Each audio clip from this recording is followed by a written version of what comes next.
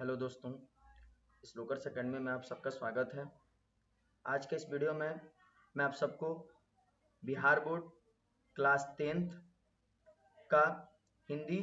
Lesson 3 Bharat से हम क्या सीखे का अर्थ बताने वाला हूं।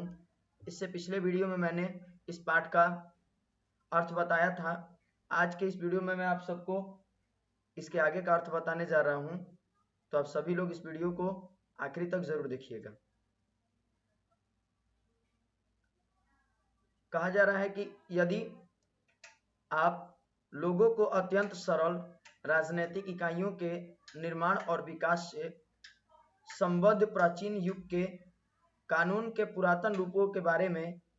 इधर जो अनुसंधान हुए हैं उनके महत्व और वैशिष्ट्य को परख सकने की क्षमता प्राप्त करनी है, तो आपको इसके लिए आज भारत की ग्राम पंचायतों के रूप में इसके प्रत्यक्ष दर्शन का सुयोग अनायास ही मिल जाएगा। कहने का यहाँ मतलब ये हुआ, हमसे कहा जा रहा है कि मैक्स मुलर के द्वारा भाषण के दौरान कि यदि आप लोग राजनीतिक के बारे में, राजनीतिक इकाई के बारे में या उसके निर्माण या विकास के बारे में जानना चाहते हैं प्राचीन समय में, या उसके प्राचीन समय में कानून या पुरातन रूपों को जानना चाहते हैं, तो वो कहते हैं कि ग्राम पंचायतों के बारे में आप जानकारी प्राप्त कर लीजिए। साथ ही इसके कहा जा रहा है कि भारत में प्राचीन स्थानीय शासन प्रणाली या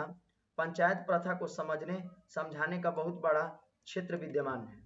हमारे भारत देश में कहा जा रहा है कि जो पंचायत व्यवस्था है या पंचायती प्रथा थी, उसमें समझाने के लिए जो हर क्षेत्र में जो है पंचायती राज व्यवस्थित है। इसके साथ ही कहा जा रहा है कि भारत में धर्म के वास्तविक उद्भव, उसके प्राकृतिक विकास तथा उसके अपरिहार्य क्षीयमाण रूप का प्रत्यक्ष परिचय मिल सकता है। भारत ब्राह्मण या वैदिक धर्म की भूमि है, बौद्ध धर्म की यह जन्म भूमि है, पारसियों के जरथुम धर्म की यह शरण स्थली है। आज भी यहाँ नित्य नए मतांतर प्रकट व विकसित होते रहे हैं। यानी यहाँ कहा जा रहा है मैक्स मुलर के द्वारा भाषण के दौरान कि जो हमारा भारत देश है, यहाँ पे अलग अलग धर्म जो है, जैसे बौद्ध धर्म हो गया, पारसियन लोग का जो जरथुम धर्म हो गया, वैदिक धर्म हो गया, इस सारे धर्मों का जो है विकास हमारे भारत देश में हुआ है। इसके बाद कहा जा रहा है कि भारत में आप अपने आप को सर्वत्र अत्यंत प्राचीन और सुदृढ़ भविष्य के बीच खड़ा पाएंगे। वहां आपको ऐसे अवसर भी मिलेंगे जो किसी पुरातन विश्व में ही सुलभ हो सकते हैं। आप आज की किसी भी ज्वलंत समस्या को ले लीजिए, और समस्या चाहे लोकप्रिय शिक्षा से संबंध हो या उच्च शिक्षा से, चाहे संसद में प्रतिनिधित्व की बात हो या अथवा कानून बनाने की बात हो, चाहे प्रवास संबंधित कानून हो अथवा अन्य कोई कानूनी मसला, सीखने या सिखाने योग्य कोई बात क्यों न हो, भारत के रूप में आपको ऐसे प्रयोगशाला मिलेंगी जैसे विश्व के अन्यत्र कहीं नहीं मिल सकती है। कहने का मतलब मैक्स मुलर के भाषण के दौरान ये है कि आज भारत में मतलब कि कहा जा रहा है कि सर्वत्र प्राचीन और अभी का जो भविष्य है उनको ले लीजिएगा, तो हमें सबसे जो पुरातन विश्व था वो अच्छा लगेगा, ये बताएं। इसके साथ कहा है कि अगर कोई समस्या हो गई, चाहे शिक्षा की समस्या हो गई, उच्च शिक्षा की समस्या हो गई, संसद की समस्या हो गई, कानून की समस्या हो गई, मतलब हर चीज की जो समस्या है, उन समस्याओं का अगर बात लिया जाएगा हम लोग, तो भारत में इन समस्याओं को दूर करने के लिए जो है बहुत तरीके की विधियां थी जो अन्य कहीं भी नहीं मिलेगी। इसके साथ ही लेखक कहते हैं कि संस्कृत भाषा के द्वारा आपको चिंतन की ऐसी गंभीर धारा में अवगाहन का अवसर मिलेगा जो अभी तक आपके लिए अज्ञात थी। यहाँ आपको मानव हृदय की गहनतम सहानुभूति और सदाशयता को जानने वाले पाठ भी प्रचुर परिणाम में पढ़ने को मिल सकते हैं। इसके बाद मैक्स मुलर भाषण के दौरान ये कहते हैं कि जो संस्कृत भाषा थी या उसकी चिंतन थी, इसके बारे में अगर आप अज्ञान है, आपको जानकारी नहीं है, तो आप इसे भी पढ़ सकते हैं, इसकी भी जानकारी आप ले सकते हैं। आगे कहते हैं कि मानव मस्तिष्क के इतिहास के उस अध्ययन में, या यूं कहें कि हमारे अपने स्वरूप के अध्ययन में, अपने सच्चे आत्मरूप की पहचान में भारत का स्थान किसी भी देश के बाद नहीं रखा जा सकता है। कहने का मतलब मैक्स मुलर के द्वारा कि अगर भारत हमारा जो है विश्व में सबसे एक अव्वल दर्जे का देश है, इसका स्थान जो है विश्व में, पूरे विश्व में दूसरे नंबर का नहीं पहले नंबर का है, यानी सबसे ये आगे भारत देश माना जाता है। इसके बाद कहते हैं कि मानव मस्तिष्क के चाहे किसी भी क्षेत्र को आप अपने विशिष्ट अध्ययन का विषय क्यों न बना लें, चाहे वह भाषा का क्षेत्र हो या धर्म का, देवत्व विज्ञान का हो या दर्शन का, चाहे विधि शास्त्र या कानून का हो अथवा रीति रिवाजों व परंपराओं का, प्राचीन कला या शिल्प का हो अथवा पुरातन विज्ञान का, इनमें से प्रत्येक क्षेत्र में विचरण करने के लिए भले ही आप चाहें या ना चाहें आपको भारत की शरण लेनी होगी। कहने का मतलब ये हुआ, मैक्स मुलर कह रहे हैं कि आप किसी भी क्षेत्र में अध्ययन करते हो, किसी भी क्षेत्र का, चाहे भाषा का हो, धर्म का हो, दर्शन का हो, कानून का हो, रीति रिवाज, परंपरा, हर चीज की जो भी क्षेत्र में आप अध्ययन कर रहे हैं, तो उन क्षेत्रों में अध्ययन कर रहे हैं, ठीक है, लेकिन आपको कहीं ना कहीं जो है भारत में शरण लेना पड़ेगा, यानी इन सभी चीजों का और आपको विशिष्टता से अध्ययन करना है, तो भारत में आकर के इन सभी चीजों का आपको अध्ययन करना होगा। भारत के जैसा और कहीं भी इन सब चीजों के बारे में अच्छी जानकारी नहीं मिलेगी, ये मैक्स मुलर कहते हैं। आगे कहते हैं क्योंकि मानव इतिहास से संबंधित अत्यंत मूलभूत या बहुमूल्य और अत्यंत उपादेय प्रामाणिक सामग्री का एक बहुत बड़ा भाग भारत और केवल भारत में ही संचित है। यानी जो भी चीजें हैं, इस सभी चीजों का मूल्य हमें, बहुमूल्य चीजें भारत में ही मिलेगी और कहीं नहीं मिलेगी। फिर कहते हैं मैक्स मुलर कि यदि आप भारत के इतिहास के किसी एक अध्याय का भी समन्वय अध्ययन, व्याख्या, विवेचन कर ले तो आप पाएंगे कि हमारे स्कूलों और कॉलेजों में पढ़ाए जाने वाले इतिहासों के सब अध्याय मिलकर एक क्षण के लिए भी उसकी बराबरी नहीं कर सकता है। देखिए, ये हमारे भारत के इतिहास के महत्व के बारे में मैक्स मुलर भाषण के दौरान जिक्र कर रहे हैं। कह रहे हैं कि यदि आप भारत के इतिहास का अध्ययन कोई भी चीजों का किए या व्याख्या किए, और अगर आपके स्कूल में, कॉलेजों में इतिहास के बारे में पढ़ाया जा रहा है, तो हमारी जो इतिहास है वो भारत के इतिहास की बराबरी नहीं कर सकता है, वो अलग होगा। इसके बाद कहते हैं मैक्स मुलर कि मैं अभी आज के भारतीय साहित्य की चर्चा करना नहीं चाहूंगा, किंतु भारत की उस आध्यात्मिक प्राचीन भाषा की चर्चा करूंगा जिसका नाम है संस्कृत। यहाँ कह रहे हैं मैक्स मुलर कि मैं आज के भारतीय साहित्य की चर्चा नहीं करने जा रहा हूँ, मैं उस भारत की साहित्य की चर्चा करूंगा जो प्राचीन भाषा थी। कौन? तो संस्कृत थी। अब आप पूछेंगे कि संस्कृत में ऐसी क्या बात है जिसके कारण हम उस पर इतना ध्यान देता था। ऐतिहासिक दृष्टिकोण से संस्कृत सर्वातिशायी युग है, यानी कि मैक्स मुलर जो है भारत की सबसे प्राचीन भाषा जो है संस्कृत, उसकी जो है मतलब की चर्चा करते हैं यहाँ पे, और बताते हैं संस्कृत भाषा के बारे में कि संस्कृत सबसे पहली विशेषता है, संस्कृत की सबसे पहली विशेषता है इसकी प्राचीनता, क्योंकि हम जानते हैं कि ग्रीक भाषा से भी संस्कृत का काल पुराना है। इस रूप में आज यह हम तक पहुंची है,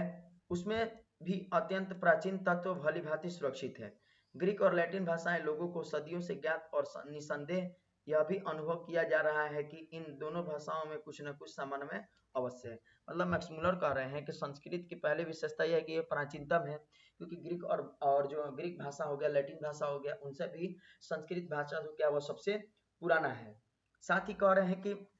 जो ग्रीक और लैटिन भाषा हो गया, ये सदियों से जो है ज्ञात चलती आ रही, हमें पता है, लेकिन इन दोनों भाषाओं जो है कहीं ना कुछ जो है मिलती जुलती है। आगे कहते हैं कि तो समस्या यह थी कि इन दोनों भाषाओं में विद्यमान समानता और व्यक्त कैसे किया जाए। कभी ऐसा होता था कि ऐसी ग्रीक शब्द की निर्माण प्रक्रिया में लैटिन को कुंजी मान लिया जाता था, और कभी किसी लैटिन शब्द के रहस्य को खोलने के लिए ग्रीक का सहारा लेना पड़ता था। यानी मैक्स मुलर कह रहे हैं कि अगर कभी ग्रीक भाषा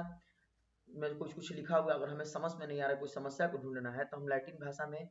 खोल करके या समझ करके उस रहस्य को ढूंढ सकते थे। या अगर लैटिन भाषा में लिखे हुए शब्द नहीं समझ में आ रहा है, रहस्य को नहीं समझ पा रहे हैं, तो हम ग्रीक के सहारा लेकर के जो है उनको समझ सकते। यानी दोनों भाषाएं क्या थी? मिलती जुलती थी, तो दोनों भाषाओं का सहारा लेकर के हम उसका प्रयोग कर लेते थे। इसके बाद कहते हैं आगे कि मैं उसके बाद जब गॉथिक और एंग्लो सैक्सन जैसी ट्यूटोरियन भाषाओं, पुरानी कैलेक्टिक तथा स्लाव भाषाओं का भी अध्ययन किया जाने लगा, तो इन भाषाओं में किसी न किसी प्रकार का पारिवारिक संबंध स्वीकार करना ही पड़ा। किंतु इन भाषाओं में इतनी अधिक समानता कैसे आ गई, और समानता के साथ ही साथ इतना अधिक अंतर भी उनमें कैसे पड़ गया, यह रहस्य बना ही रहा। और इसी कारण ऐसे अनेक अहेतुकवाद उठ खड़े हुए जो भाषा विज्ञान के मूल सिद्धांतों के सर्वथा विपरीत हैं। किंतु ज्यों ही इन भाषाओं के बीच में संस्कृत आ बैठी कि तत्काल लोगों को एक ही प्रकाश और गर्मी का एहसास होने लगा, और इसी से भाषाओं का पारिवारिक संबंध भी स्पष्ट हो गया। इसके बाद लेखक कहते हैं निश्चित ही संस्कृत इन सभी भाषाओं की अग्रजा है। अग्रजा मतलब कि सबसे बड़ी है, यानी जो भी भाषाएं थी उन सभी भाषाओं में अगर देखा जाएगा प्रभावी और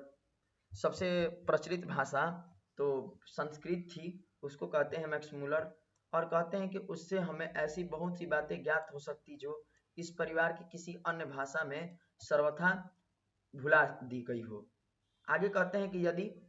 आज के लिए संस्कृत का अग्नि और लैटिन का इंग्लिश एक ही शब्द मिल जाता है तो एक निर्भांत रूप से इस निष्कर्ष पर पहुंचे जाते हैं कि एक दूसरे से अभिव्यक्त आर्यों को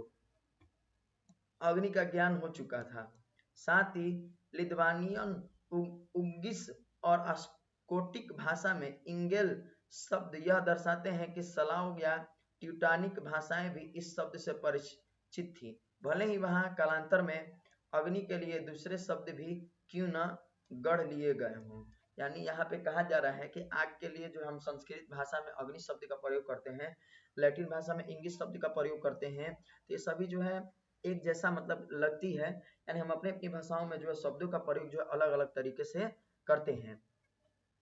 इसके बाद कहा जा रहा है कि दूसरी वस्तुओं के समान शब्द भी मर मिट जाते हैं और यह बात पाना सरल नहीं है कि कोई शब्द किसी एक भूभाग में क्यों और कैसे पनपता रहता है जबकि दूसरे क्षेत्र में वही शब्द मुरझाकर सर्वथा लुप्त हो जाता है। कल्पना कीजिए कि यदि हम यह जानना चाहें कि आर्य लोग अनेक शाखाओं में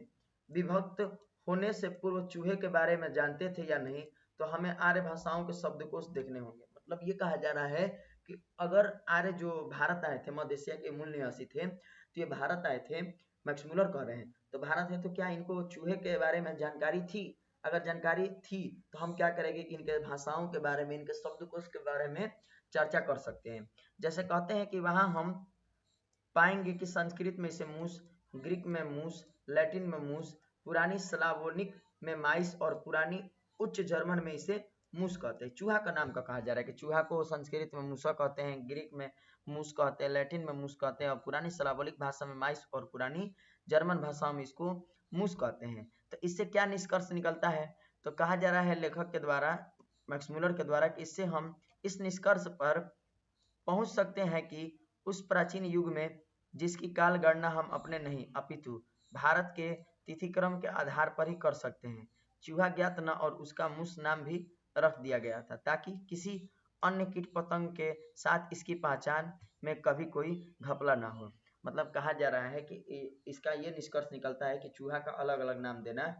कि जैसे मूस नाम रखा गया, चूहा उस समय अज्ञात था लेकिन मूस नाम रखा गया था, तो जिससे अलग अलग जो कीट पतंगे हो गए या कीड़े मकोड़े हो गए तो उनकी पहचान किया जा सके, इसलिए जो मूस नाम रखा गया। इस प्रकार कहा जा रहा है कि इस प्रकार पुराने पत्थर या कच्चे टुकड़े को जोड़ जोड़ कर बनाए गए पच्चीकारी के चित्र की भांति आर्यों